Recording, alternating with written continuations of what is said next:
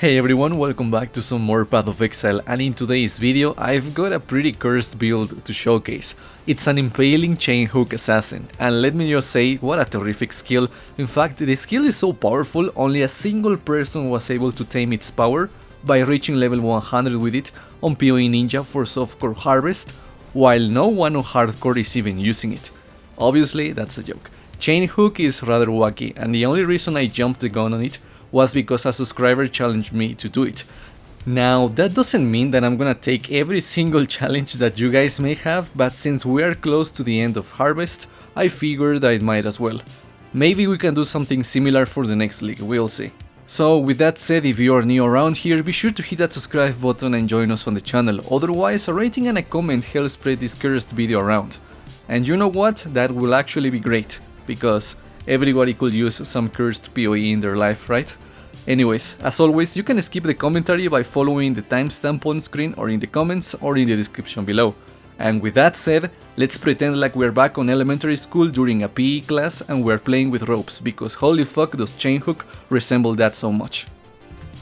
Okay, so to begin this pretty cursed build guide, we are playing as a shadow that is level 95, and reaching level 95 isn't that mandatory. In fact, I will wager that at level 93 that should be more than enough. The last 2 points are this guy over here, the melee crit chance, and some additional sword attack speed and crit chance. But besides that, this skill tree is rather cursed, and I say that because we are playing as a shadow and we wanna take all the crit stuff in his start, some additional accuracy and crit because we won't be using precision, the life stuff that you can get, then go all the way over here for some sword nodes, some additional crit, the dodge nodes, and then we are gonna move towards the Zion area to take impale stuff, rage stuff, because again, Chainhook for some god awful reason generates a single stack of rage whenever you hit an enemy, and then we are gonna go over here between the Marauder and the Duelist to take impale stuff, fortify, melee crit chance, sword crit, life, call to arms for the instant war cries, and also some aura stuff because we are using a rather obscure set of auras.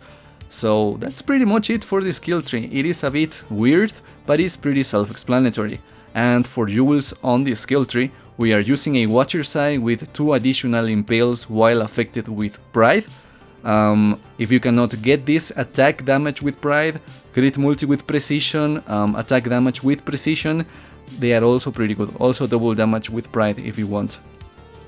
And the regular jewels have increased life, global crit multi or crit multi with one-handed melee weapons, or crit multi with melee skills, or you know, whatever helps us in the crit multi department. And I also went ahead and got both of them with global crit chance and accuracy, because again, we are not using precision and the accuracy is pretty helpful. So I know that something like this beyond Harvest may be a little bit difficult, but again, this build is pretty much enabled by Harvest, so keep that in mind. So for the Ascendancy, we are obviously an assassin, and we want to be an assassin for the 25% more damage against rare or unique enemies while there's only one of them around, aka boss fights, power charge generation and power charge bonuses, but also Mistwalker for the elusive bonuses and the 50% chance to gain elusive on crit.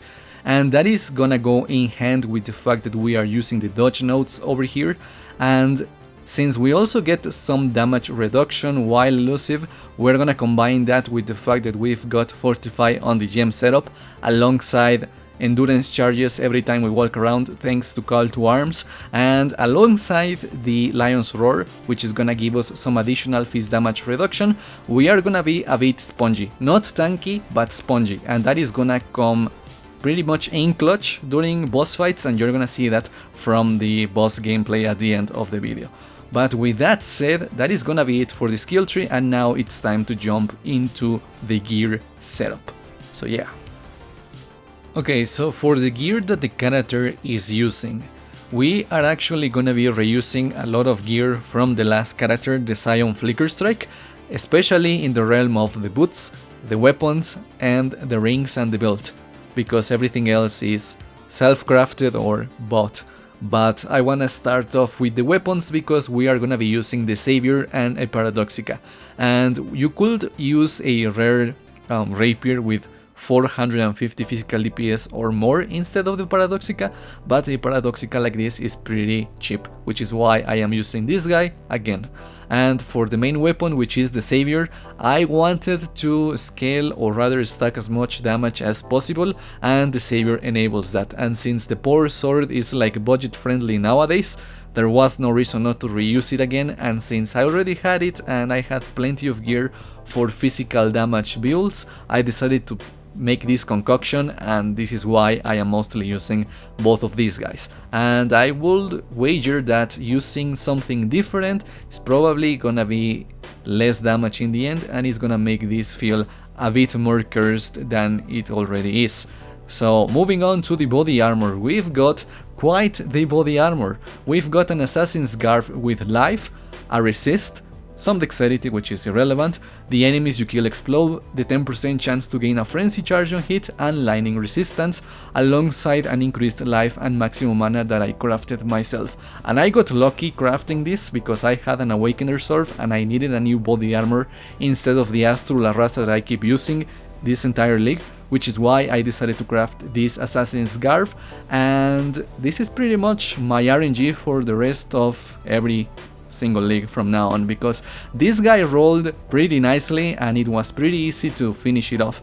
And in your case, I recommend slamming together the enemies you kill explode and the frenzy charge and working off whatever rolls from that experiment, because again, sometimes RNG is pretty helpful, sometimes it screws you over non-stop, and luckily enough it didn't happen here.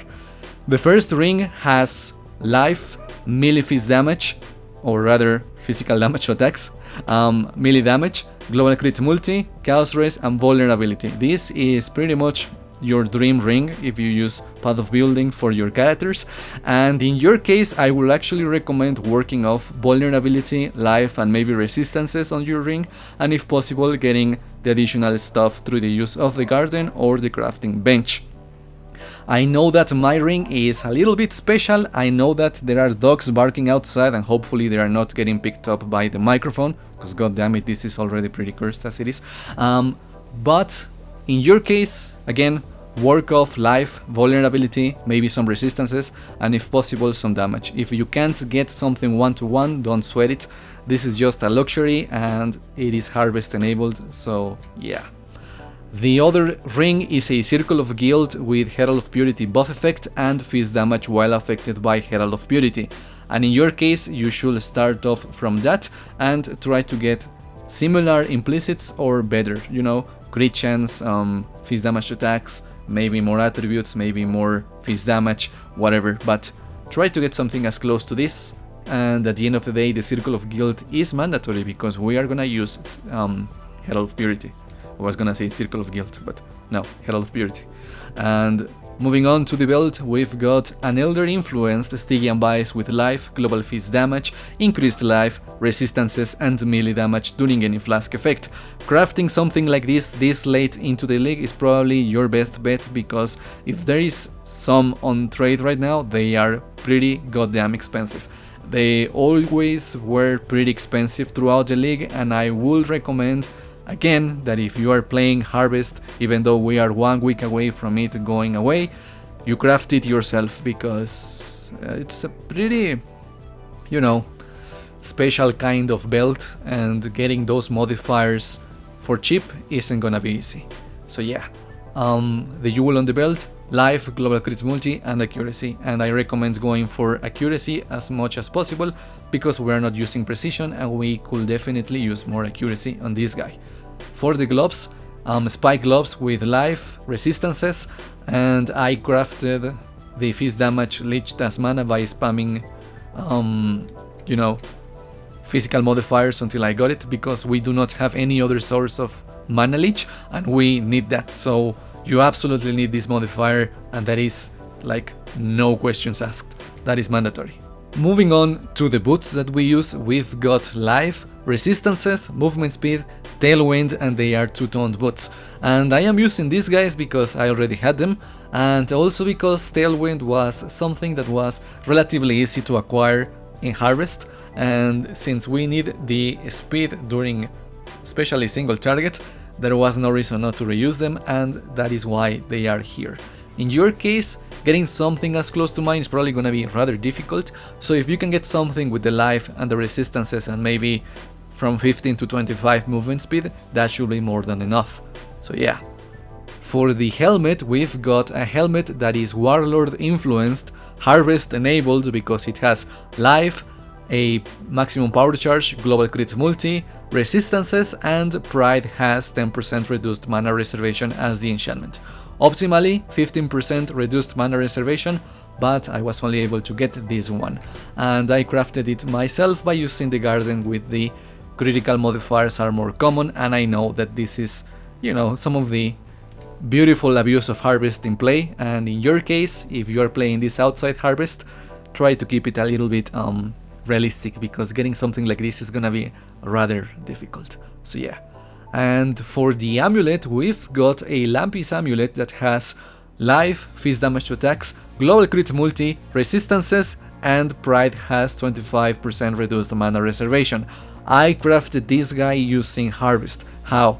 I got the amulet with the Pride and the resistances and some other useless modifiers, and using the garden I was able to augment the life, augment the physical, and I turned a bench crafted crit chance into crit multi.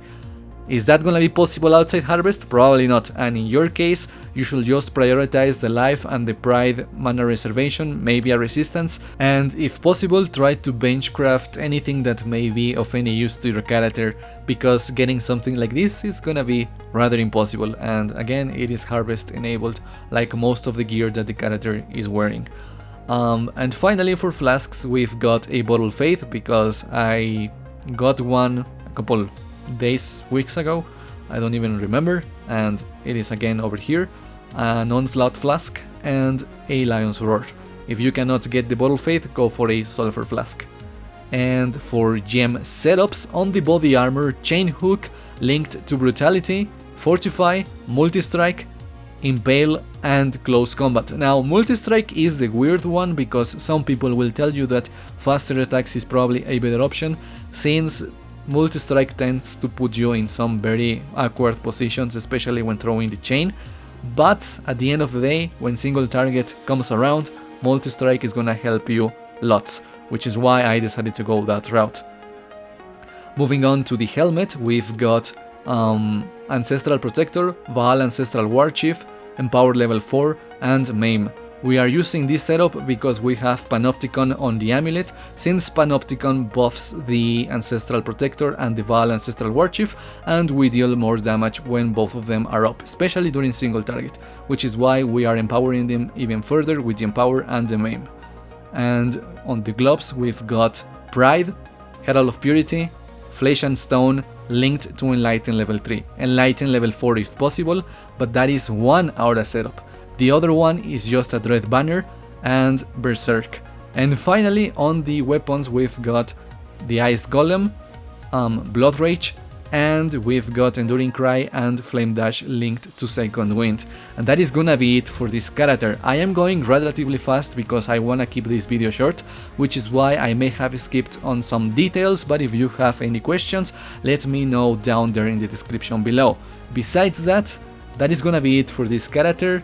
He was some of the most annoying fun I've had playing this game, because I wasn't gonna expect Chainhook to, you know, get me into endgame, but apparently it can with this setup.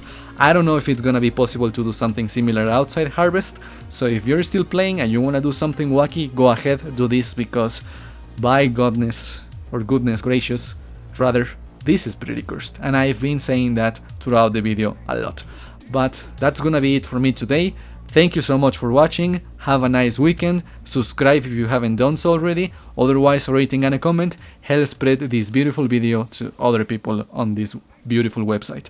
So with that said, I hope to see you in the next one.